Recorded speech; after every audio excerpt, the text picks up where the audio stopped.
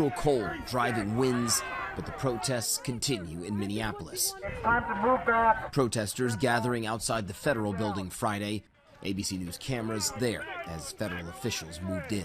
So what we're seeing here is a couple dozen officers that have come out of the federal building there in riot gear, pushing the protesters that have been out front of the building all day long back onto the sidewalk. They have threatened people with arrest if they don't comply. Several protesters eventually arrested. Officers seen here in this video chasing a protester down in a nearby field. Where are we supposed to go? And as ICE continues to expand what they call Operation Metro Surge, multiple sources tell ABC News Mayor Jacob Frey and Governor Tim Walz now under federal investigation for obstructing law enforcement activity. Walz responding, saying, "Weaponizing the justice system and threatening political opponents is a dangerous authoritarian tactic. The only person not being investigated for the shooting of Renee Good is the federal agent who shot her." And this morning, new information about the shooting of Renee Good. The first emergency calls coming at 9:38 a.m. One telling dispatchers, "There's 15 ICE agents and they shot her, because she wouldn't open her car door." Can I go check a pulse? No!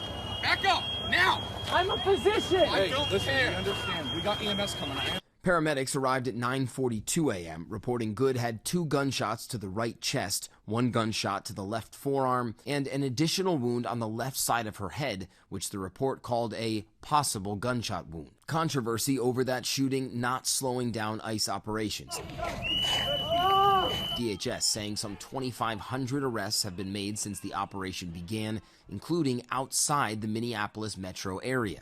Multiple witnesses tell ABC News federal agents ate lunch in a Mexican restaurant in Wilmar, nearly 100 miles outside Minneapolis Thursday, then followed the staff after closing time. This video obtained by ABC News showing officers arresting 3 of them.